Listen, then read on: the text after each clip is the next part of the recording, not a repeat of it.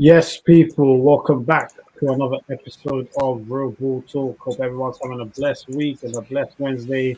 Wait, what do you say? Yeah, man, good man. It's good, man. The weather's looking good. Feeling positive. What more can I say, man? Hope you boys are good as well. Yeah, man, no, definitely. Weather's definitely good, especially for the UK at this time of year. So we're definitely not complaining. What are you Trust me. telling me, Jeff? Yeah, all good, man. Yeah, like you said, the weather's good. I think I'm ready to start going for runs in the morning again, man, Yeah. and not meet any Bro, foxes. bro, trust me. It's that time of year, man. Hopefully, but yeah, Trust me. man. I hope everyone's good. That's tuning in. Obviously, smash the likes first thing as you come in and subscribe to RBT. But yeah, man, we're back international break, so we thought, you know what, El Classico was Sunday night. Obviously, Madrid top of the league. Barca coming in good run of form on the Xavi picking up. But everyone was kind of saying, all right, let's see what Barca are really about. Going away to the Bernabeu. And let's be honest, they slapped Madrid about. 4-0. Could have been more. A couple fantastic goals for Aubameyang, great finishes. Some lovely football. Barcelona played very composed. For Busquets, Pedri were outstanding. Usman Dembele, complete threat the whole game. Just the whole, they played a little bit like the old Barca, a little bit. Obviously, Madrid were really poor. They had no Benzema. And at the same time, I feel like people were probably not shocked at the way Madrid lost, because when you saw how Madrid played for most of the PSG tie, you can see this is a possibility still, because they do need a rebuild. They do need that. Barca still need a rebuild as well. So that's why with Jalil, we're going to start with you. We're just looking at it and saying, like, if you're an up and coming player, even if you're an Mbappe, you're a Haaland, top players, and you're looking at these projects, if you were a top player right now, looking at how everything is right now, who would you sign for next season? Money the same. If the money given to you was the same. Oof. It's a hard question, man. Damn. Start off this early with the difficult shit, boy. Come on. If it cool, I'm gonna look at it like this, right? So Barcelona, obviously, we know they have to go through some sort of transition. Yeah. Real Madrid also, bro. Let's be real, man. Because let's say, for example, Mbappe comes in, then Benzema's got to kind of bounce. For example, he might not have to be fair, because Mbappe could play in the wing, but I know he wants to be the main guy, the main striker. So there's an argument there. But if I say which team potentially has more potential in the next 5 years, just because of what I've seen, I'll say Barcelona for me. It looks like they're using the youths well. You know, they can only get better in the next 3 to 5 years if they stick to Xavi's plan. They're playing good football from what I'm seeing, and yeah, they just outplayed Real Madrid the other day. Do you know what I'm saying? So I didn't really get to see the whole game. I watched the highlights, and the highlights said a lot for me. Said enough actually. Didn't really need to watch the whole game. But Barcelona just dominated in that. So I'm gonna go with Barcelona until I hear more from you guys in terms of what Real Madrid potentially could offer. Yeah, man. When it comes to the plan, it's been a quick turnover in terms of how good the play has been. You know, we expected them to be shit for this whole season. They made some fantastic signings. The money come out of nowhere, but we know it was funded by the people themselves and the government and that. So I guess they got them out of debt, and look at them now. So yeah, I'm gonna say Barcelona to your question, man. Yeah, and especially now Barcelona have that big deal with Spotify as well. They'll definitely be on the market. They've already signed Kessie, I think, He's on a free as free. well. Yeah, they got him for free. I know they're getting the Ajax right back for Missouri or something for like 5 million. Rafinha's on the cards. Rafinha, yeah? He's on the cards, yeah. I Oh, think. really? Yeah, I think it came out today. I think his agent's who? Deco? I think his Yeah, Deco. Yeah. I think his agent came out and said it's a possibility. I think Chelsea was first up, but Chelsea are going through their problems, so it's looking like he could be going to Barcelona too. Right. So big up Rash. What do you say, Rash? Yo, Rush. What's going on, my guys? Alhamdulillah. Yeah, Glad to see you guys. It's been a minute. It's been a minute still. But yeah, Rash, we were just talking. We were just about to get Jeff's view on Barca Madrid, obviously, because Barca slapped up Madrid at the weekend. It sure did. So we're saying, like, if you're a top player, Which project is looking more exciting for the future? Jalil said Barcelona, so we're just going to get Jeff's view on that. And obviously, Jeff was mentioning that it looks like Barca might be signing Rafinha. They've already signed Frank Kessie from AC Milan on the free, and they're getting the Ajax right back for $5 million as well. So, yeah, Jeff, what are you telling me, man? Man, it's just a tricky one because if you asked me like 8-9 months ago, like Barcelona I wouldn't have just laughed. Like, yeah, it would have been hilarious. What is going? Like, you couldn't even afford to keep your star man. But 8-9 months on, you've got a new manager, you got a new style. Like, your players look fresh. Like, you made some signings in January, loans or permanents, whatever, and you look like a whole new team. So yeah, if you add Kessie and Rafinha to that team, that's a team that could make the knockouts, quarterfinals of the Champions League again. Just looking at that first team, because that first team is good. I guess it just depends on what you're looking for. I guess if you're looking for better football and to be part of a new Barcelona project, then that's the best team for you because the football they're playing is good. They got a good mix of experienced and young players now. When you got the Gavis, the Pedros, even the Ferran Torreses, who are still young. He's young. What's he like, 23, 24? Or younger than that? He might even be younger because I think City bought him really early, innit? He was like that. Yeah, they did. Actually, he might be 23, 24 now. You might be right. Because I think they bought him at 20. Nah, he's still 22. 22? Yeah, he just turned 22 like a few weeks ago, yeah. My God, yeah. So when you look at them kind of players, there's potential killers in that team. Even if Ousmane Dembele's had a whole turnaround in a week, but like a month or two. Like, so he's got like 7 assists now or something. It's just something wild. Like, he wasn't doing anything before. Yeah. So, oh man, like my mind says Barca, but like Real Madrid. Like, whilst Barcelona have this new like injection of money and whatnot, Real Madrid are still backed by a country. Like, all it takes is if Mbappe goes there and Haaland goes there, which is the talk that they both could, then now it's one of them ones where it's just there's no wrong answer because those two are gonna go there. They could kind of revitalize that team. And with them going there and them not having really, like, because Haaland's going to be under, 70 mil? Yeah, about 65 M's. Yeah, and then Mbappe is going to be free. If you clear out some of that dead wood, like, so to say, the Hazards and Jovic's and those players who just haven't quite worked out, then all of a sudden... Bale's all still there. And Bale, I even forgot about him. Bale's going for free, I think. Bale's contract is out, so they would, but he's about 500k a week. So Jesus, that's massive wages off the wage bill still. Bale's been sitting on that hefty money for time, bro. That's why they want to go. That's why they didn't want to go. Yeah, I can't blame him.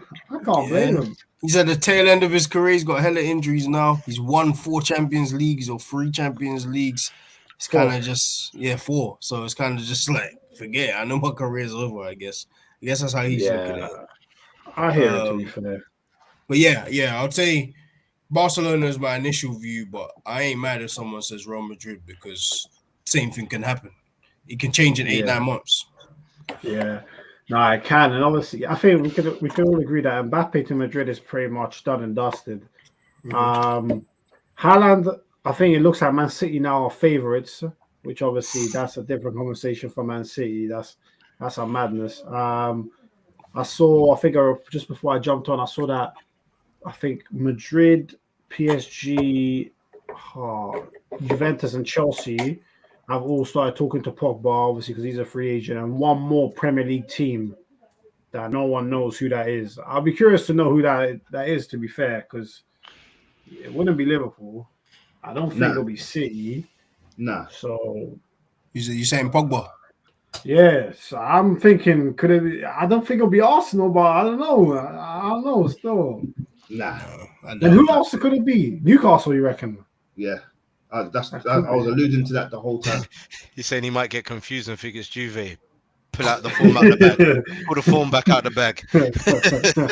Oh man, that'll be mad. That'll be mad. Hey, but yeah, man. it's possible it could be a City or Liverpool. It could be. Nah, You never know. I don't think Liverpool want him. If he goes to City, it's official. Pogba's my hero. I swear down, if he goes from Man United to City, I swear I will rate that done. Fam, he will be slaughtered. He has to take it like Tevez did on the chin and go away. Go back to his I think country I think it'll be worse than months Tevez. of the year. Yeah. Because Fergie passed up on Tevez. Like, if you shag, because let's be clear, like Pogba's time at Man United has been a flop. It has. 6 years. If you then just go across the bridge and go to the blue team and then go play well. Yeah. Oh my God. But he said it himself today. He said himself today that the last 5 years, if I'm being honest, have been a failure. He said we've won nothing. He said he's depressed. He actually said it. Yeah, he said he went through depression. He said what else did he say? He said at France he knows what his role is. At United, he still doesn't know what his role is 5 years in. To be fair, it's very honest, and a lot of it is, for being honest, is true. So it'll be interesting to see where he goes. But yeah, Rash, like Barca, Madrid. Obviously, Barca slapped Madrid at the weekend. Aubameyang getting his couple goals. Everyone's bigging up Xavi, top manager already. That's what they're saying. So if you were a top player, I was saying to Jalil and Jeff, they've kind of indicated Barcelona as the answer. If you were offered the same money from both Barca and Madrid for next season, who are you signing for? Right, so I'm not gonna pretend like I've been following La Liga this season because it's just been dead. Yeah, but I'm not gonna lie like I haven't noticed the resurrection of Barcelona in the last month or 2 months or so. Do you know what I mean? They have been playing some good ball. Since Aubameyang's gone there as well, they've looked like a good outfit, you know, and he's been banging goals. Other players from the midfield as well have been banging in goals for Barcelona as well. Seems like they're starting to find form. They've got a good few youngsters coming through as well, which is always exciting and good to see. But you look at Madrid right now, okay, it's kind of scattered. It's scattered with experience, some new guys, some people that seem to just be fitting in and slotting in a position because they just fit the bill. But, you know, and like I said, I'm not going to go on like I've been watching or following La Liga, so I know what they've been playing like. However, it seems like when I watch Real Madrid, they're inconsistent with their performances. They're high or they're low. Sometimes you might even have a really good half, and the next half is atrocious.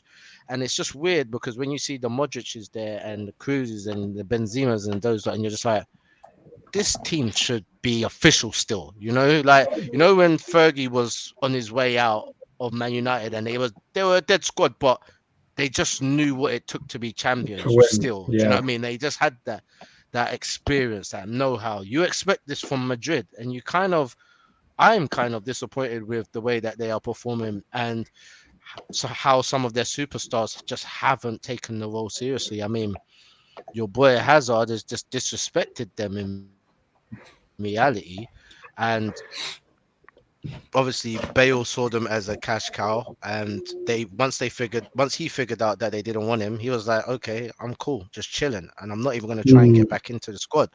So it's like Miami for gangsters, isn't it, where they retire. It seems like they just go there and they just want to live lavish and stuff like that, and because of that, their skirts being pulled, and this Barcelona that was on the brink of extinction, it seemed like, with their financial problems, with their demigod Messi leaving, you know, and all these things like that. So you just kind of think, okay, Barcelona might be on this recovery plan like the Arsenals, the Man Uniteds and stuff like that, and it might take a good few seasons, but they've always managed to stay in and around the being competitive in La Liga, and it seems like they've found their form again.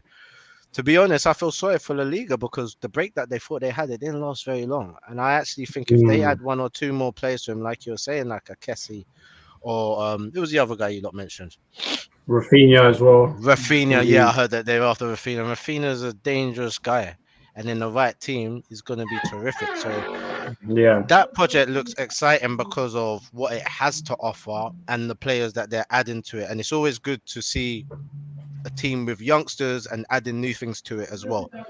With Madrid, though, Mbappe, going there is a game changer because it's not just Mbappe that's going to bring pulling power. If Mbappe goes there, whoever Madrid want will also go as well. So we have to kind of see what their plans are as well for the summer. However, right now, Madrid isn't looking like the club that's going to light the place on fire whenever it hits the pitch. You get me? Whereas with Barcelona, they got that kind of mystique. You're kind of intrigued, like, are they going to do it again? They've got that excitement to them all over again. So I'd agree with the lads. Based on it being a new project, it looking a bit exciting, and you know the way they just pasted Madrid. They didn't even look like there was any competition at the weekend. They like it was peak when I was watching. I was like, this is the same team that we were just watching in the Champions League, bruv. It was devastating to watch them like that. So I would definitely be jumping on Barca's bandwagon if I had the choice right about now. But let's see. End of the year. Yeah. End of the year, I think once Mbappe makes his move, we'll see. Because I think Madrid are linked to a couple other young men. Tchouaméni, the Don from Monaco, who seems a top prospect. So they're definitely, I think Madrid need to move younger. I think that's one of the reasons why they're talking about Ancelotti might get sacked. Because obviously there's talk that he has attachment with some of the players that are there. Because if you look at the weekend, they started Modric as a false nine, and they had Hazard, Bale, Jovic, and Isco on the bench. You can't justify playing Modric up top. You can't take him out from the midfield and put him up top. And I'm not gonna lie, that was probably the worst I've seen him play in a very long time. And I don't even blame him because he's not a false nine. It's not his fault. Of course, it's not. It ain't his fault. So I don't know. Sometimes I wonder because Ancelotti is hardly given a chance to any of them. Man, is he trying to send a statement to the board? Because if he is, the board will get rid of these men anyway, even if you don't play them. But maybe by leaving on the bench, you're just obviously Bell, Isco. I think they're both going on free transfers. Their contracts have finally run out. And then Isco's one as well. But Isco's been chilling on the bench for like 3 years. He's been chilling for 3 seasons, yeah. Bro, he's been chilling for time. The only ones where they're destroying their market value are Jovic and Hazard. But I think realistically, they could still get, I don't know, 40, 45 for them combined, maybe. Maybe, which they'll take. To be fair, it's better than nothing. And obviously the wage bills as well. So, yeah, man, I think to be fair, Barca, with Xavi, with the way they're playing, they look like they could be potentially more exciting as well. Because I think Barca, in a weird way, getting rid of Messi, while it was sad the way it happened, it was kind of needed at the same time. So it would be interesting to see if Xavi tries to sign him back from PSG because what's going on at PSG is a bit of a mess as well. Neymar and Messi have been getting booed. Ramos is just there. Ramos is just chilling. Ramos is just chilling. Ramos hasn't even played like that. Yeah. I like Ramos now.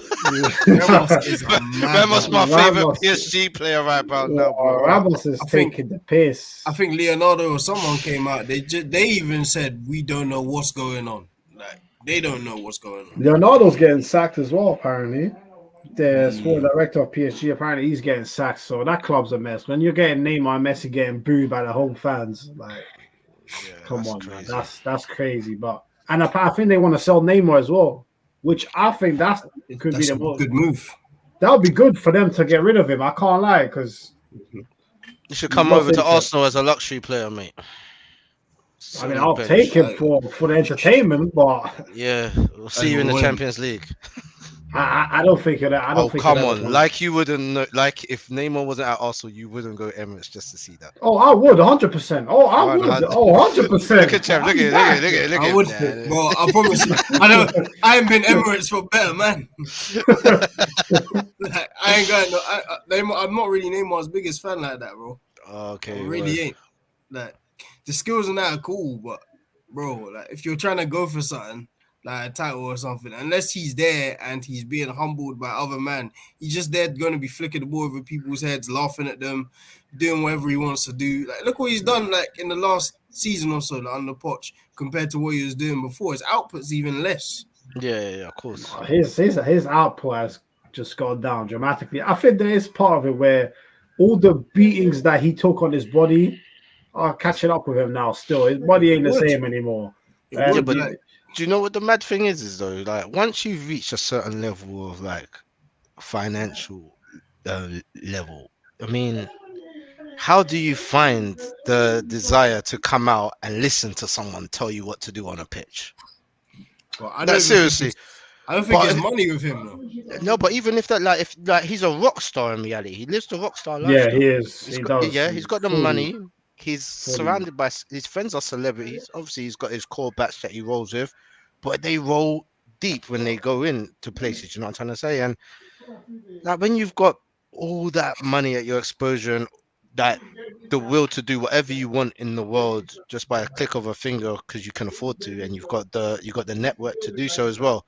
I mean, to go and PSG and listen to Poch. Yo, Neymar, go where you're gonna be like, bro, I got more money than you. Like, I got more reputation than you. Like, you ain't won a thing. Like, you was at Tottenham before and then Southampton before that. Like, who are you, bro? Do you know what I'm saying? It would be hard to get me to perform, and I'm a humble guy. Yeah, bro. Oh no, man. Like, it didn't start that way. So you left there to try and become your own like giant. He wanted to become. Yeah, he wanted to be under Messi, innit? So he wanted to be the Messi of France. He wanted to be, and it never worked out. And never. It couldn't. It's partly to do with injuries, but some of it's just to do with ill discipline, man. That's what it is, really. Like, you think because you are talented, it's your God-given right to just turn up and be the best. It doesn't always work like that. Like, unfortunately for him, he can just wake up and be. He probably doesn't train anymore. Or, like, he probably has no desire to do anything, like you said, and he's probably still one of the best in the world, very close to being one of the best in the world, just because it's easy for him. But if you're talking about being that 1% and that decided to drive your team, bro, he was only there at Barcelona because it was MSN, and there was some other good players to really balance him out. But now he's his own. Like, Messi's coming back. You can even tell Messi's kind of done. You can tell Messi's not really trying. Messi's not interested, man. He's not telling Neymar off for all of the fuckery he does, just running around, skills. When at Barcelona he was. It's just like, all right, is this what you want to do now? Just do what you're doing, bro. Yeah, I'm not even sure at Barca it was Messi who told them off. I think the Barca team was so good that Neymar knew he had to pattern. Like, it was, yeah, you're right. It's not just down to Messi. Like, it's probably Busquets, there's Iniesta. They're just gonna look at him and be like, "You idiot." We played tiki taka, and you're there doing flicks and losing the ball. Like, you're not helping anybody. Not helping no one. So, yeah, he's man. He's a superstar, though, man. That man's a superstar. Yeah, no, Neymar's a super. It's not easy when it was sort of like I was saying. After Ronaldo and Messi, it's Neymar. I was saying that for ages. Like, I was a big fan. I'm still a big fan of his previous work as well. Obviously, we ain't seen too much of him now, but the boy is talented and he had so much potential. I think the majority of Brazil expected him to become the next guy. Do you know what I'm trying to say? Let alone the rest of Europe as well. Once he blessed us with his talents up over at Barca, so it's very disappointing. But it's just because, like Jeff said, even like not performing, he's still one of the best players in the world right now. You can still squeeze him into like top 15, top 10 if you wanted to. Do you know what I'm trying to say? Yeah, so top 5. Even in ability wise, yeah, you could definitely say ability wise, yeah, definitely. He's a top 5 player now. I'm like, even me, and I'm his biggest fan. I don't think you can put him top 5 now, man. Not as a player, probably as ability. Know that he's got it in his locker, 100%. Yes, 100%. Yeah. Can he pull it out of the locker though anymore? I don't even know, because I think times when he's trying it, like he's trying hard, it's not even coming off him. Yeah, I just think like, bro, when you get all them injuries and you don't train hard, which we all suspect he doesn't, it's gonna catch up to you. Did you watch the documentary? Man. And they were saying that people was told not to tackle him and stuff like that, and don't go in training. In training and them things like that. If you don't go in on a man properly and train him, he can't really ever be prepared for Sunday. Nah, man. You have to hold some of those hard challenges from your closest friends. It builds character. Shit ain't sweet outside.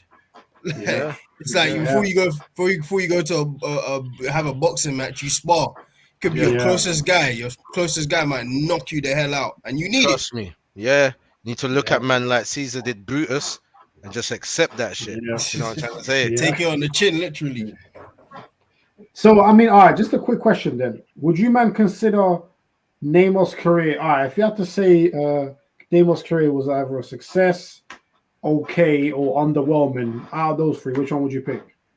I'm incredibly underwhelmed. I So think there you're was so going much more. underwhelmed?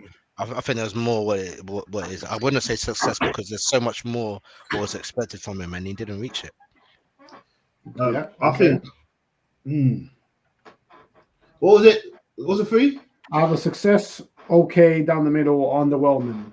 I'm gonna go with success just because there's some legends that have achieved what he's achieved at the moment, and they're going down as legendary. But with him, with the MSN, I think, what a team! Yeah, the MSN in there. Yeah, that saves him for me. So I'm gonna say Yeah, success. the MSN. Yeah, it saved him. I'll probably agree. Like, if you're talking about accolades and stuff, like he's got a Champions League. He's probably one of the best teams ever.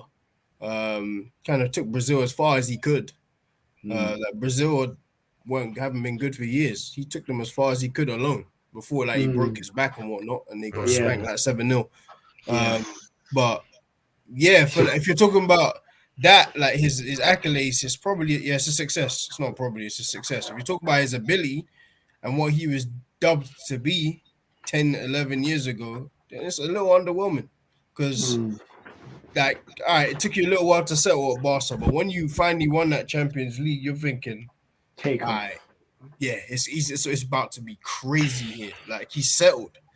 And then you go to PSG, it's a money move, really. Like, it's a money move, and you want it to be like your own entity or whatever. You didn't want to be associated with like Messi, Barcelona. You want to show you could do it alone. And bro, all it's proved is that you don't have the mentality to lead a team.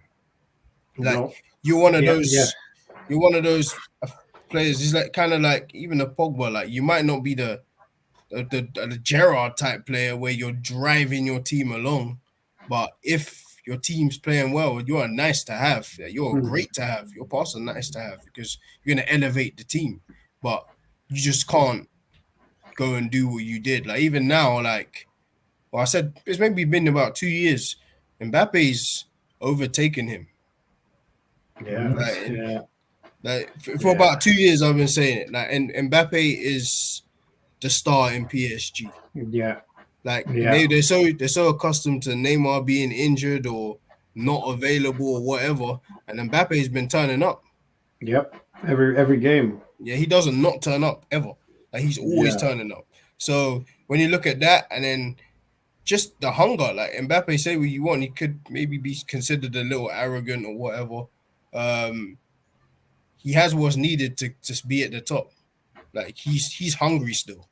Like he's not disillusioned with football. It seems like Neymar is probably like Rush said, he's just a rock star now, and you don't really care. He just turn up, collect my big money. I know I'm always gonna get it, and that's that. Yeah. Can I ask you guys a question? Do you think that he left Barcelona too soon? Do you reckon he should have put out another season and 2 seasons? I think he should have left ever, personally. So you know what? I was happy with him going, but in hindsight, he shouldn't have gone PSG. He should have, if he was going to leave, he should have gone to a serious team like a Man City or something. Otherwise, he should have stayed at Barca. He could have been the Messi of Barca.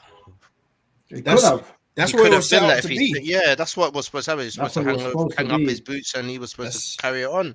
That's why MSN was successful. Messi, even when like Messi was scoring goals at the end, it sounds weird, but I don't think Messi even wanted to be the focal point at that point. He had to be. It looked like he didn't. I'm looked 32, like he didn't want to be. 33. I've got no one to pass to. I'm just having to roll back the years and score all these goals. When before, like in that 2015 season, he was like in the hole. And Neymar and Suarez will be free every time. He'll just put them in and they'll score. Like Messi did, like Messi for those like his standards around that time, his goal tally was probably low. Like it was probably still 40 goals because that's what he does. That's what he does. And that around that time, it was closer to 60, 70 goals. Like 40 goals was kind of low. Yeah, I think before Neymar joined, Messi the year before or the 2 years before got like 73, which obviously I think is still the record as far as I know. I don't know anyone ever getting 73 goal in all comps for their club. Crazy. Ridiculous. Yeah, That's crazy. Yeah, looking back, we didn't realize what we were seeing back then. Bro, certain men don't get that in their entire career, you know? Yeah, I know. And you got Like- like 1 year. Fuck You that. got that. You got 1 year, 73. What's that you's all name? comp. Darren Bent. Darren Bent. Darren Bent did all right, man. He did all right. Darren Bent did all right, man. He done. Darren Bent He did all banged right. goals. He banged goals. He did. Bro, He actually banged goals. He managed to, like, his goals were sick. And he managed to get signed to some good clubs, yeah. But he was hardly ever playing, bro. And when he was playing, he was hardly ever scoring. You reckon? Well, I think his record was solid. Man. There's another one. Sorry, I'm getting him confused with another West Ham youth. What's the West Ham youth who just didn't score goals? The black youth, kind of slim before West Ham, kind of Carlton Cole. Carlton Cole. Yeah. Carlton Cole. Yeah. The man ain't scored 70 goals in their life, bro. I need to double check if he has. I'm not actually sure. I think it literally is around 70 goals. And that's including non-league. That's including non-league career. I think that's all senior football. Because he played at Chelsea, he was meant to be like a good talent. It never quite worked out. Obviously, Chelsea had money. He went to West Ham. He was good for a couple of seasons at West Ham. But he wouldn't score. He scored like about 4 goals a season. Nah, what? A couple of years. I think a couple of years he's got like 15, 16 goals. Like he was. He's got a total. Yeah, that's a lot, you know. I'll just check. Carlton Cole has 86 goals in his career. 86. Yeah, the slander. I'm sorry, Carlton. I'm sorry, Carlton. The slander. My bad. I mean, it's not that far off. 86. It ain't far off. Hey, nah, big old Carlton Cole, man. Big old Carlton Cole. Yeah. But yeah, man. All right, we're almost half hour in. Smash the likes, people. I'm gonna just bring something up on the screen because someone just sent me this. I want to know what you man think of this. Apparently, Micah Richards and Alan Shearer were on BBC doing like their best number 10s attacking midfielders in Prem history, top 10, and this is what they did. So I'm gonna put it on the screen. So this is Micah Richards. He's got Bergkamp number 1, David Silva 2, Hazard 3, Paul Scholes 4, Beardsley 5, Joe Cole 6. Bruno 7th, Coutinho 8th, Ozil 9th, and Mata 10th. Don't get me started on that one. And then Alan Shearer is Paul Scholes 1, Bergkamp 2, David Silva 3, Peter Beardsley 4, Hazard 5, Joe Cole 6, Mata 7th, Bruno 8th, Coutinho 9th, and Ozil 10th. Okay. I actually think those lists are both pretty bad, but let's start with Micah Richards. Like his one. I mean, Bergkamp number 1, I'm not mad at. I know that is fully off the strength of Henry. I know that is. Yeah. From Henry asking who's the best player he ever played with and him saying Bergkamp. Yeah, it has to be off the strength of that. Because like, Bergkamp was sick. He was sick, technically gifted. Yeah, like he could pretty much do most things with the ball, but the best number 9? Number 10. I mean, number 10, the best? I'm not gonna lie, they both played in that era. So on top of Henry saying it, they both were a part of football. Yeah, they definitely. When Bergkamp was shining, so I would say Michael was when he was shining. Michael Richards was around. Yeah, but not when he was shining. No, when Bergkamp was shining. He was on the end. He was at the end. When did he get into football? Like 04, 05 or something? 04, 05, and that's when Bergkamp was like his last year at Arsenal was literally 05 or 06. Yeah, so, he was like 39 by that point. Yeah. You know what? It's like, I guess, like if you're looking at just stats, of course, Bergkamp's stats weren't great in it. Like they just never were, because he's not that kind of player. You kind of had to see him in 90 minutes to see what he was doing. Do I think he's the best? I'd probably go David Silva. Not probably. I would go David Silva. Yeah. If you go in number 10s, like I don't even class Scholes as a number 10. Neither do I don't. I don't class Scholes is not number 10. Hazard's not number 10. Hazard's a playmaker, but he played off the left, so it's still not number 10. Is it number 10 or they saying attacking midfielders? They mean attacking midfielders. Yeah, but didn't Beardsley play up top as well? Didn't he play? That's what I thought. The majority of his career. It's only when like striker kind of stuff. Yeah, second striker kind of thing. So if you're saying attacking midfielders, then if you're saying attacking I guess you can classify Scholes as 1, 2. To me, he's a centre midfielder. But yeah. you can say he's if you're going by attacking me, I'm not mad at it. You could it'll probably be Scholes then if you're going by that, and then David Silva. Because I wouldn't be able to say that because he didn't have the legs to go with it. I don't think he didn't need it.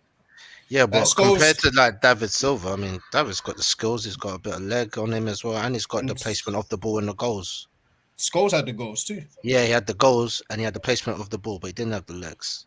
He didn't have the skill. See, it depends on how you see skill. Like if you're talking about visible skill, then David Silva is more silky on the eye. Like Scholes was just very, very, very, very efficient. Technical, yeah. Efficient. And the passing range is almost unmatched. Like it's one of the best passers of all time. It's true. Do you reckon he's a better passer than Beck's? Yes. No, yes. Beckham's probably got the best deliveries. But if you're talking about 60-yard pings, 15, 20-yard passes, Scholes had a variety. There's not many close to Scholes. Like you're talking about who's close. You're talking about Xavi, Pirlo's close. And maybe I don't know. That's it. Yeah, Pirlo might be better than Scholes passing, but it's close. Yeah, I think Pirlo's probably the best I've seen do it. To be honest, could be Pirlo. Pirlo was a joke. Well, I don't know. Definitely one of the best. A joke. That's close. There's no wrong answer. I don't think there is no wrong answer. Yeah, there's no wrong answer. But I mean, to be fair, I think if you look at the rest of that list, they say Joe Cole. Yeah, but they've got a couple people above Ozil that I wouldn't have. Hell, of course, Ozil's way too low. If you look at Michael Richards, like I said, if I look at it, I'm saying Hazard's not number 10. Scholes for me is not number 10. Even Joe Cole, he actually played off the left. But, I was going to say left. They actually went off number 10, I think. No, they didn't. They didn't. Because Silva's 21. So and Bruno doesn't. Rashford's number 10 for United. So they're actually talking about number 10s. I think they're looking at playing styles because that's the only reason I can think that Hazard and Joe Cole would be there. Even Coutinho played off the left for Liverpool. I was going to say that as well. Yeah. If Bruno's there, why is KDB not there then? I was confused at that. KDB could be there if Scholes and Bruno's there. KDB. That's what I'm saying. That's what I'm saying. Should be there. Yeah, 100%. KDB should be there. If you're naming Bruno, like even if you're going off time in the Prem, this is KDB's 6th or 7th season. Yeah. Of course, KDB should be there. Of course, that one's it's crazy. Like I don't know. Like obviously, Bruno's had apart from this year, his personal like accolades in the Prem have been good. I don't know if he should make this list, honestly. I can't lie. If he is going to make this list, he should be 10. I don't think he should be over Ozil. I don't think he should be over Mata. Mata sadly slept on, to be fair. Mata was a baller. Mata's heavily slept on. Mata's heavily slept on. I don't, like, you know what it is? Like, I only probably didn't start appreciating Mata till later on. Like, at Chelsea, he did a lot of damage, though. A lot of damage. He did. Mata was cold at Chelsea still. I remember when Chelsea had Mata, Oscar, and Hazard. Them three were doing bits, and then Mourinho just said, fuck it.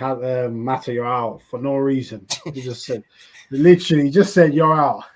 It worked out for him. It worked out. They won the league, so they got Fabregas, so it worked out still. So, And you know what, actually, mentioning Arsenal, I was chatting with a few of my friends yesterday, and they were asking about the best players to play at the Emirates. So I think I actually got the official ranking from you, man. I think one time we did it with Pippa, but I don't think you were all on. I think it might have just been you, Jalil, that was on with Pippa when we got to do the Rashford there as well. I was there. Yeah. Sorry, I got that mixed up with another one as well. I remember doing it because we was doing the best ones at the Emirates. We did do that. It was at the Emirates. We did I think we did top 5, and then I mentioned a few people, and everyone was gobsmacked. Who did you mention? I can't remember, but I did it on purpose because I couldn't think on the top of my head. I forgot Santi. Santi should be there. Of course, Santi should be there. Top 5. But I was gonna say, I wasn't gonna say top 5 best players. I was gonna say top 5 worst players to play at the Emirates. So, top 5 worst players to play in the Emirates era. Yeah, that's number 1. I don't know if I want to build these Arsenal players, if I'm honest, bro. They're no longer Arsenal players. They're no longer Arsenal players, bro. I mean, Okay. Top 5 worst Arsenal players. Go on, Jeff. I'm gonna say Sonogo. Yeah. Might be an unpopular one. I'm gonna say Arshavin, all in all. Ooh, whoa! Top 5 worst. Arshavin. No, just man. because There's worse. There's worse than Arshavin, bro. No, because to be fair, your opinion. Yeah, go on. You know what it is? Like, he came with, I don't know, the Euros gave him kind of like a big. Yeah, the Euros. Yeah. We hyped him up a bit. Then he did well for like a year, maybe 18 months, and then he just fell off a complete cliff. Like, he was useless for like the last 2 years. That's why I say him. Okay. Because it went from like all this hype. Oh my God, we got this great player who played really well for Russia in the Euro 2008, and he just fell off a cliff. So he would be another one. Okay, so you got Sonogo, Arshavin. Who's the other 3? Schillaci's another one. Jeez. Top Gooner. This is my personal one. Another one people might not agree. Francis Coquelin. Right, no, that's harsh. Sorry, Jeff. That's harsh, Jeff. Come on, man. I'm sorry, man. But you're forgetting with Cazorla, bro. Come on. I'm with Jeff. It was all Cazorla. What? You're having Coquelin as well? Do you know what happened? You know what happened?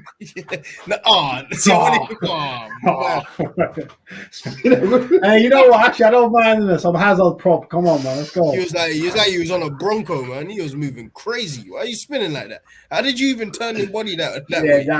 It was mad. You dashed him like you grabbed him like that. You just dashed him like. There was actually no reason for him to drop like that. There was no reason for him to drop like that. Senseless. Like, he was a head case. Like, you know, he's one of them players when we needed a DM, like, he was aggressive, so it looked like he was good. And then you realize after like 2-3 months, oh no, there's a reason this guy don't play. He's headless. Who's your last one? Oh man. Funny list, I can't shocking, bro. I know my list, man. You can go recency, you can go Bellerin, Xhaka. I mean, no, he's on mine. One of them two's on mine. I'll allow Bellerin. Javinho. Javinho was going to be my last one. I was really thinking about it. But no one figured with Javinho, he just didn't work at Arsenal. He was great at Roma. He was great at Roma, but yeah, he's stunk for Arsenal. Okay, so Jeff's worst 5 players to play at the Emirates for Arsenal is, you said Sonogo, Arshavin, Schillaci, Coquelin, and Javinho. Mine is Sonogo, Silvestre. Mikel Silvestre. He was a disgrace. Horrific. Mustafi is in my top 5. Sorry. I need to renege one of mine. He needs to be there. He takes 1 to 5. He gets every spot. Oh my God. Oh man, then who was my other guy? Oh, I had someone else. It might have been Javinho as well. I can't lie. It might have been Javinho. Scrotum. Fucking hell. And I know this might be a. No, I'm joking. Scotland. Hey, that was rude. I just fucked up his name. Let's get Scotland. All right, bring him up. And then last one, boy, I have a Schillaci or Xhaka, one of them two. Even Senderos as a shout, to be fair. Mm-hmm. Did he make it into the Emirates era? Are we talking about Emirates? What's the Emirates? I got a cross off couple, man. Then you lot was wait, who did you have? You're gonna get taken back in the Wayback Machine. Bro, I was gonna say Luzny. I was gonna say Gondin. I was gonna say Park Chu Young. I was gonna say Sam. Yeah, Sam. Is he the guy who wore number 9? Yeah, Park Chu Young. Yeah. Oh my God, bruv, what happened, bruv? Stepping off. Remember you? Stepping off. Igor, bruv. Yeah, my God. But if we're talking about the era just of Emirates, the Emirates, then let's say. I'm laughing already. Let's say Mustafi wins. Yeah, Mustafi wins. Mustafi actually wins. We spent 34 million. I can't lie. I had Sonogo just over Mustafi. Just under is Sonogo. Yeah. Sonogo's. You know what I mean? Shout him out, bro. Shit, I didn't even think about the next man there. I was like Shamak and Bentner and them, man. I don't even know if they. Shamak. Yeah, Shamak. Yeah, he's Emirates era, bro. Yeah, he's Shamak. Era. Then Shamak just under Sonogo. Damn, I gotta go back to the list. Nicholas Bentner didn't make my list. Imagine. Nicholas Bentner, you know. Bentner has to. Lord Bentner is fifth. Lord He is Bentner. fifth. He is fifth. He's fifth. Jenkinson. How can I forget Jenkinson? I was gonna say Jenks, but I was just like, that's a bit. I didn't know if He didn't play enough. Yeah, we didn't like him because we knew he was garbage and he didn't play it. Yeah. Arsenal. Hey, do you know what's your top 5? I ain't got a top 5, man, but I got a question for you, man. Still. Oh man, this guy is he's too nice, man. Man. I can't be here bashing guys like that, bro. I'm no homo, bro. But... Pause. That's aggressive, man. Jesus. Damn it! I told y'all I gotta go. I quick question for me though, because I remember we were speaking about this and just speaking about Arsenal because of this project. Yeah, say we get 4th or 5th or whatever we get. Yeah, I mean, I just wanted to know from you guys how many more players do you think has to leave for the Deadwood to leave, if that makes sense? I mean, is there less than 3, more than 3? I mean, have we got names that we can pull out? If we could replace Xhaka, that would be fantastic. Is he the only one for you? No, he's not the only one. I think it's time to say goodbye to Nketiah, even though he's turning it up. I think he's done anyway, isn't it? Yeah, he is. Yeah, he's gone. He's gone. That's 2. I agree with them too. Yeah. Bellerin, because he's not gone on a permanent yet. Yes. He's not gone yet. He's not gone on a permanent. And Torreira then as well. Has Torreira even gone yet? He's still on the loan. Torreira's going. Like it's near enough agreed. Like, Yes. Fiorentina are gonna pay. So They are. They Like really what, want him. 15 mil? yeah, Something euros. like So that. it's even less in pounds. It's better than nothing, Let's I guess. assume that the loan players that are on loan. Let's not count them in. Let's just talk about let's leave out the loan players. Okay. Yeah, because I don't know any loan players that's going to come back other than the youngsters who've gone out to the League Ones and that. What's Maynard now saying? Bro, he's on the bench at Roma. He's on the bench over there, bro. Is he on loan or did they buy him? He's on loan. He needs to start making some better career decisions, man. I think he played like 4 games and then that was it. Bench ever since. Yeah, he started as soon as he got there, but he must not have done enough. He got to make some better career decisions, man. But yeah, I'd agree with Rash. Xhaka, obviously Nketiah's going anyway, but yeah, Nketiah. Any more of a clear out there? I mean, guess if Saliba's coming back, Holding, that's if true. Saliba's coming back. Do you know what? I'd keep him on the peripherals still. I'm not gonna lie. Yeah. Okay. Yeah. Well, I would. Holding. As 4th choice CB. Yeah, or I'm not mad at him, last 10 minute holding it down for 10 minutes under attack. He's good at that. He's been successful. He's been good at that. When we go into a back 5, he's good there. Well, it might be get killed. I like Holding. It's just I know you always have.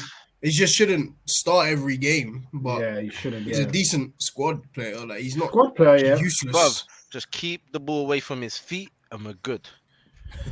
It's Mark who used to be decent with his feet. That was his best part for a little bit. That was the best part for a bit. Strange. Apart from that, are we keeping El Nene? I knew you was gonna say my brother. No. Don't be mentioning my brother.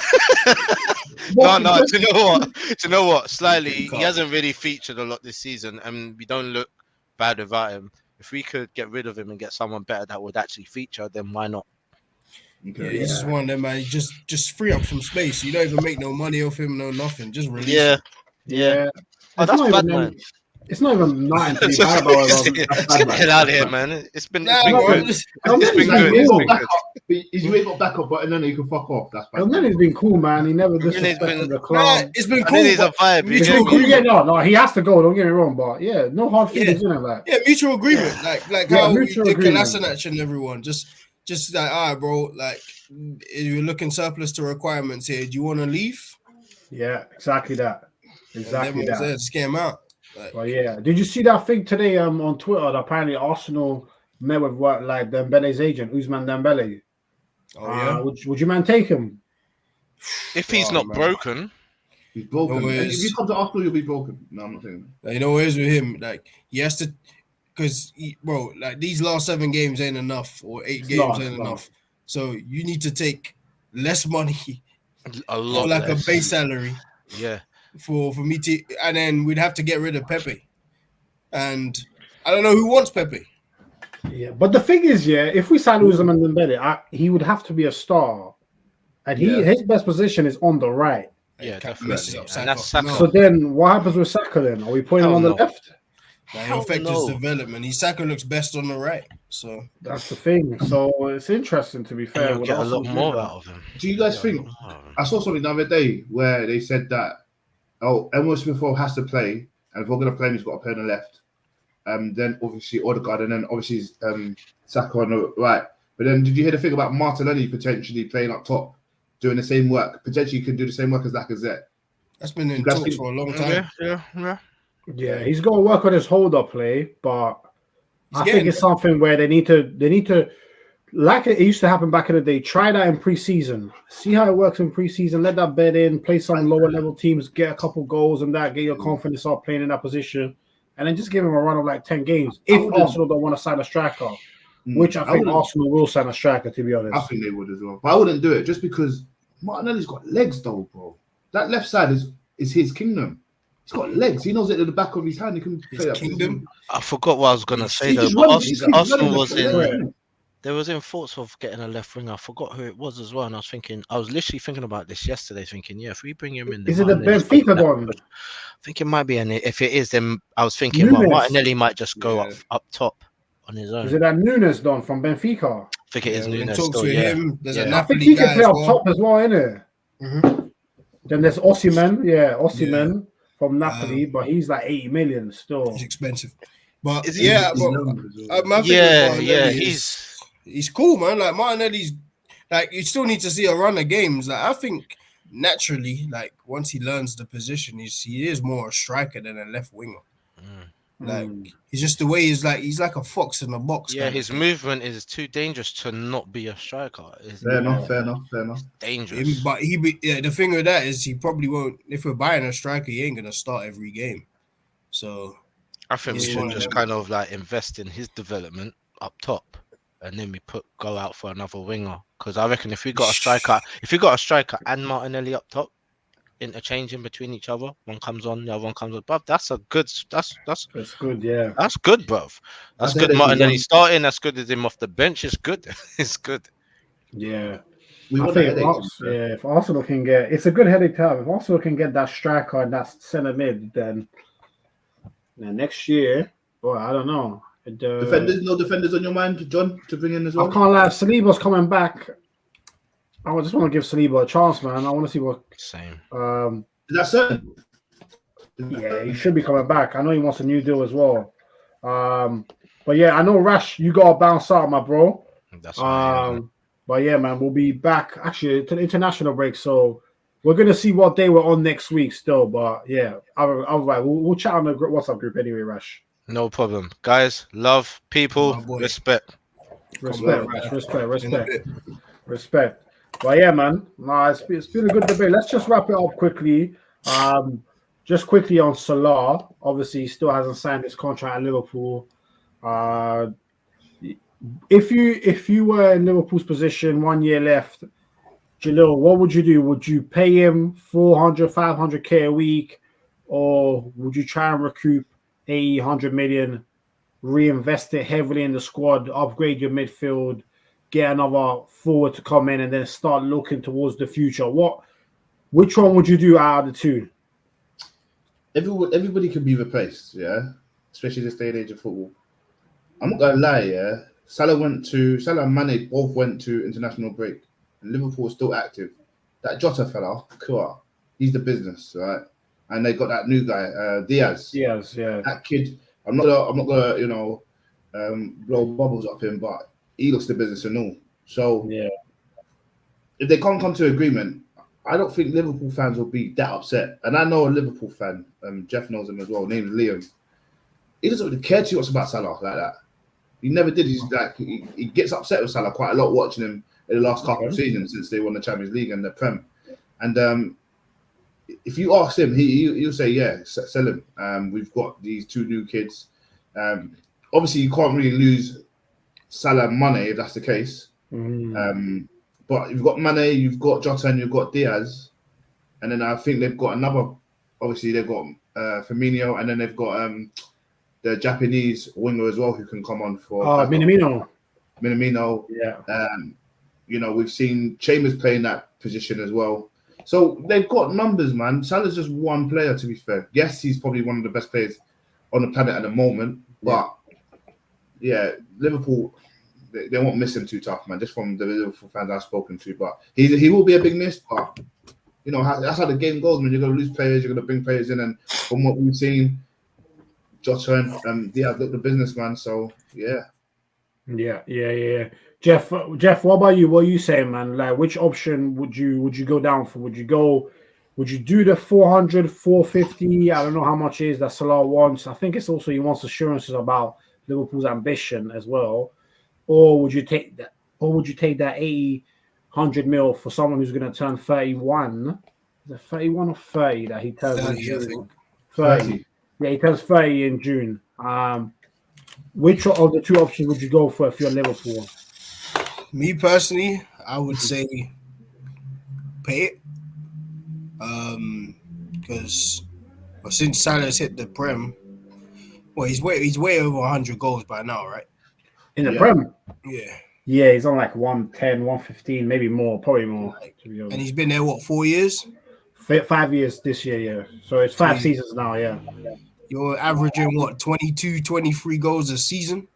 Like, you're the main focal point, even though you're approaching 30. Look at it like this. Like, he keeps himself in good nick. He barely gets injured. It's one of those players where he is like a selfish player.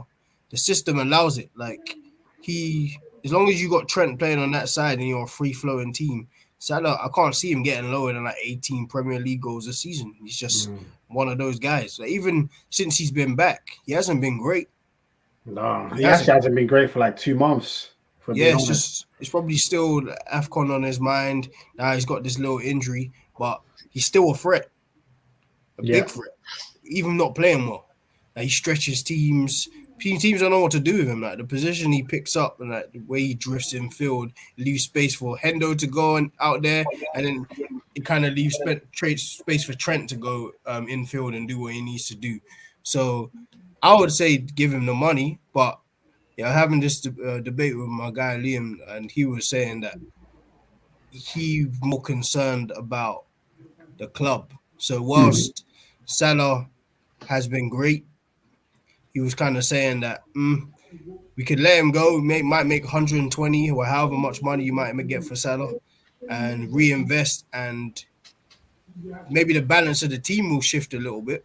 But so you might not be so goal reliant on one player. Maybe the goals will share out all over the pitch. Maybe you buy a more attacking number 10 or something and put him in that free, because they don't really have that at the moment.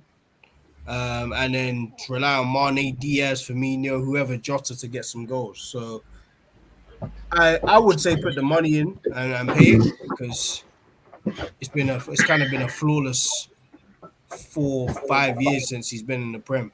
But I'm not actually see if you would let him go. I see a reason for letting him go. Yeah, you can see both sides. And I think with Liverpool, I think one of the things that I think, obviously, because I think there was talk, obviously Liverpool fans will try and pretend now that it's not the case. But until about a year ago, most Liverpool fans, a lot of Liverpool fans were not sure who they preferred out of Mane and Salah. There were a lot of questions around, is Salah actually underappreciated? And when you look back at Liverpool, rightly or wrongly, and this is nothing to do with Salah, but his first year there, he bagged a crazy amount of goals at 44. Rightly or wrongly, they won nothing. Year after that, him and Mane got the same number of Prem goals. They came second, missed out by a point, won the Champions League. Year after that, he got like 19 Prem goals. Mane got like 16. Nothing mad, pretty much the same. They won the Premier League at Qatar. And then the year after that, Salah gets by far the most goals. They get nowhere near the title. And then this year, again, it's more balanced because Salah's got 20 Prem goals. I think Jota's got 13. Mane's got 12. Well, if we're looking at it, Salah's got like 6 or 7 pens. So that's really where the difference comes in numbers between them. So anytime Liverpool's forward line is more balanced in terms of how the goals are shed out, the team does better. So that's where you can make an argument. Can someone drop in Salah's position? Can Klopp find a way to make the team function in another way? Because like you said, Jeff, when you got Trent operating like he does, Liverpool creates such a high number of chances as well. If you find the right profile of guy, he might be able to do, not exactly pull out the same numbers as Salah, but if you're telling me that Liverpool could get like a Gnabry or something to take Salah's place, Gnabry could be very dangerous at Liverpool. Now, if Gnabry is one of the best finishing wingers, exactly. Gnabry might be a better finisher than Salah in terms of pure finishing. Ain't no maybe. Yeah. He's a better finisher. He's a better finisher. He's just not exposed to the amount of chances that Salah gets. Exactly. So, but if Salah was to go, what's the market for him? Who do you think would go in for Salah? Real Madrid, PSG. Do you think Madrid would go for him and Mbappe? It doesn't really go with the idea of the youth. I feel like Madrid are going towards the youth Galactico era. But they could be mixed. So if you say, put it this way, say if Benzema goes, which is also possible, like it's not impossible, you could have potentially, if you can get Haaland too, you could potentially have Mbappe, Haaland, Salah. Scary. I can't lie, that's mad. My only problem with that front three is who's creating for who. I have no clue. They're going to need some guys behind them to be fair. I feel like Mbappe out of those three will be the best one to create his own chances. Yeah, he's about business. Mbappe can create his own chances. Salah can on occasions, but it's not his strength. And Haaland is just a pure gunman. I'm just thinking if Salah and Mbappe are the ones on the wing serving Haaland. Haaland needs more service in it, so that's why I can see why Haaland would go Man City in it, because he's just thinking, I'm playing with bare midfielders who ain't trying to score. Literally. Haaland's gonna be playing with a man that he knows if that man don't clean through and he's running in, that man ain't looking to shoot, that man looking to do the sweat thing and he'll get bare. So Haaland at City. It's gonna be a problem. Man, let's put it this way: if Haaland's at City, no one talk about the league for 2-3 years. Yeah, maybe 4. Don't even bring it up. Like it's not for you. The Bruyne whipping in crosses for Haaland. Foden's gonna be experienced by then. Bernardo Silva, whether we see if Grealish will settle, remains to be seen. Cancelo, oh man. This is the thing. Foden's 21. Haaland is 21. If they have Haaland and Foden, fam, you got your 21. finger. You got your finger on the pulse of football, bro. Because those two, man. And if I feel like they want to get someone as well to replace Fernandinho. If they get like a top midfielder, they will as well. Yeah. When they say they want something, they will get it. So. I don't know, man. It's a bit scary still. And they want a left back too. Fuck, man. Well, like a left-footed left back. Like a proper left-footed left back still. Yeah. I think Cancelo will probably go back to the right at some point. Yeah. I think Walker has kind of served his purpose in that City team. Yeah, he has. It's got his time. Like he's been good. Like me personally, I'm not the greatest fan of Walker, but he improved over the years, like defensively. Attacking wise, he got good. Like he was just a decent right back. I wouldn't say he's world class or anything. It's a decent right back. But if you move Cancelo over there and you get a dangerous left-footed left back, oh man. Yeah. Well, do you think it's a cheat code if I don't know if we can do it. I want to see him do it in the 3, but if Walker goes to centre back and plays next to Diaz, Laporte or something as the last man, the actually official last man. I mean, don't know how that will look. Nah, I don't think he's got the IQ for that. Okay. You think 3 at the back? No. I'm saying I've only seen him do it at 3 at the back for England. But do you think he can play next to Laporte or Diaz as the main centre back and he's just there to sweep up? Nah, he hasn't got the discipline. And if you're talking about like those fine margins, just building out from the back, Diaz and Laporte are better at it than him. Like they pick better passes. They know how to like draw someone in, create an overload, create the passes, and get City out of situations. If you're putting Walker there, Walker's okay on the ball. He's not bad, but he's not better than those two. Yeah, So you're kind of putting yourself at a deficit if you put him centre back, and he's not tall. Yeah, true. Exactly that. Still, but yeah, man. Yeah, it'll be. There's so much potential transfer news this summer that I think a lot of teams are going to be looking very different next year. Arsenal, Madrid, Barca, United, Chelsea, City, Liverpool. Next year could be very, very exciting still. Like for us, one thing we need to start doing is we need to tie Saka down ASAP. Oh yeah, he's still not tied down. I think his contract runs out in like 2 years or something, but he needs a booster deal with an extra 2-3 years on it. Yeah, I'd say 3 years. Stop doing 2 years because that 2 years goes so quick. It's 2 years again. Yeah. But I'll just give him 3-4 years just to extend them, man, to like 2027. Like if Harry Kane can get a 6-year deal, then come on, man. I'm sure you can get something agreed with Saka, but yeah, man, that's crazy. But yeah, man, listen, people, it's been a great show. Make sure to smash the likes. Obviously, it's international break, so I think, to be fair, there will be a couple of interesting international break games because Portugal and Italy, I know, are in the playoffs. To see only one of them two can make the World Cup. Man. So that if it gets to that game, that's a madness. Also, Ghana and Nigeria. Yes, Ghana, Nigeria, and Egypt, Cameroon. Playoffs for the World Cup as well. That's quite important. Yeah, and Egypt, Senegal as well. Egypt, Senegal. Yeah. I think out of the ones you said, I think Portugal will do it. I think Nigeria will do it, hopefully, and I think Egypt will do it. Yeah, I think Senegal will get Egypt. I think Nigeria should be Ghana. Yeah, and I think Italy, if it comes to that, I think Italy will beat Portugal. I can't lie. I don't think Ronaldo's getting to the World Cup still. It's mad as it sounds, but I don't think he's getting there. It's mad in a way though. I have a Portugal or Italy not making it. That's crazy, but hey man, you gotta do your job in the group stages, isn't it? Yeah, man. But yeah, man, people, listen, smash the likes. We'll be back again next week. We'll confirm on our socials what they were in next week. Obviously, it's international break. But make sure you have a good end of the week. And yeah, keep an eye out for RBT on the social. Make sure to subscribe. And always, we appreciate all the love as always. And yeah, man, just make sure to take care of yourself. So until then, peace and love, and we're out. Peace. Peace.